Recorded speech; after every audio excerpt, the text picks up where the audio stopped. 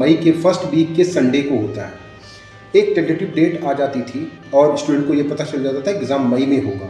लेकिन क्योंकि इस बार की अगर 2 फेजेज़ में जाएँगे तो जिस तरह से नीट पहले ऑफलाइन होता था उससे ज़्यादा टाइम लग सकता है, क्योंकि यहाँ मई में आता है। उसके बाद काउंसलिंग के लिए 3-4 महीने का प्रोसेस लगता है। काउंसलिंग अब जाके ख़त्म हो रही है मीन्स नवंबर में, और आपका सेशन स्टार्ट होता है अगस्त में। एग्ज़ाम कराए जा सकते हैं मीन्स स्लॉट में एग्ज़ाम कराए जा सकते हैं। एक पर्टिकुलर डेट यहाँ पे नहीं होगी। Hello friends, welcome to bachelor Mohri. काफ़ी इंपॉर्टेंट वीडियो है, नीट यूजी 2024 एग्ज़ाम डेट से रिलेटेड है। हालांकि इस वीडियो का मकसद आपको डराना नहीं है, आपको अप टू डेट करना है, क्योंकि अभी तक आप अंदाजे से लगा सकते थे कि नीट का एग्ज़ाम मई के फर्स्ट वीक के संडे को होता है। एक टेंटेटिव डेट आ जाती थी और स्टूडेंट को ये पता चल जाता था एग्ज़ाम मई में होगा। लेकिन क्योंकि इस बार ये एग्ज़ाम ऑनलाइन मोड पे जिसके संकेत दिए जा रहे हैं, अभी कंफर्मेशन उसका भी नहीं आया है। अगर हो जाता है तो आपकी प्रिपरेशन अप टू डेट हो, इसके लिए ये वीडियो है।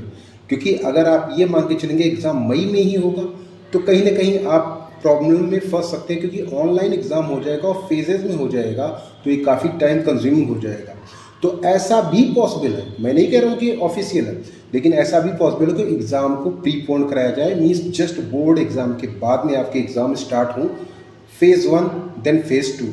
जिस तरह से जेई मेन और एडवांस का एग्ज़ाम होता है, आप जनवरी में एक सेशन होता है, फिर मार्च में एक सेशन होता है, उसके बाद जो फाइनल आता है रिजल्ट वो अप्रैल तक आ जाता है। तो कहने का सीधा सीधा मतलब ये है कि आप तैयार रहिए, क्योंकि अगर 2 फेजेज़ में होंगे तो टाइम कंज्यूमिंग होगा। जेई मेन के केस में आप देखते हो कि 12 लाख बच्चों का एग्ज़ाम होता है और कम से कम 20 दिन का एक सेशन चलता है अंटिल रिजल्ट, ठीक है। यहाँ पर कम से कम 25 लाख बच्चे ऐसे होंगे जो एग्ज़ाम में अपीयर होंगे।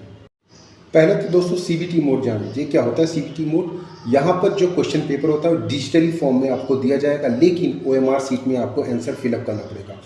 टाइम उतना ही लगेगा। हालांकि अगर 2 फेजेज़ में जाएंगे तो जिस तरह से नीट पहले ऑफलाइन होता था उससे ज़्यादा टाइम लग सकता है, क्योंकि यहाँ पर मेन मकसद ये है कि डिजिटल फॉर्म में क्या कहते हैं चीटिंग नहीं होगी, ये मेन मकसद है। हालांकि प्रोसेस उतना ही लगेगा, तो ओएमआर सीट की चेकिंग फिर भी होगी।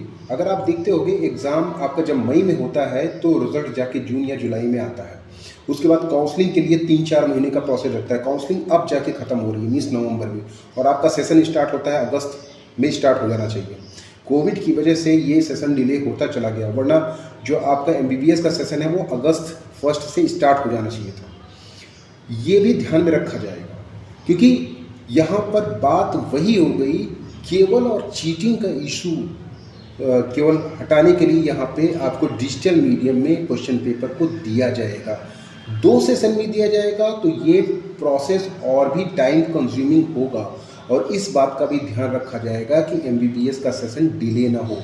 क्योंकि अगर एक फेज़ का एग्ज़ाम कराया जाता है, ओएमआर सीट की चेकिंग होती है प्रीवियस ईयर्स की, तो कहीं जाके काउंसलिंग आपकी नवंबर तक जाती है, तो 2 फेज़ में एग्ज़ाम होगा और मई से अगर स्टार्ट होता है तो कितना टाइम लग सकता है आप जान सकते हैं।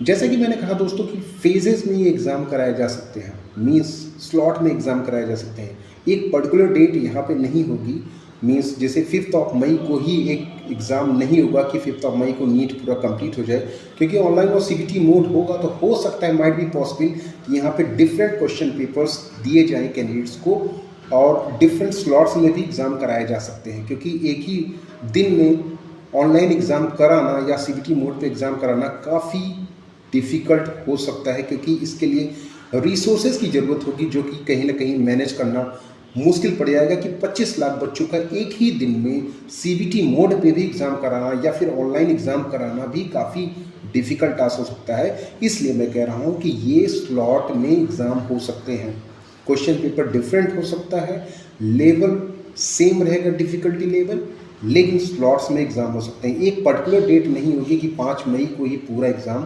कंप्लीट होगा।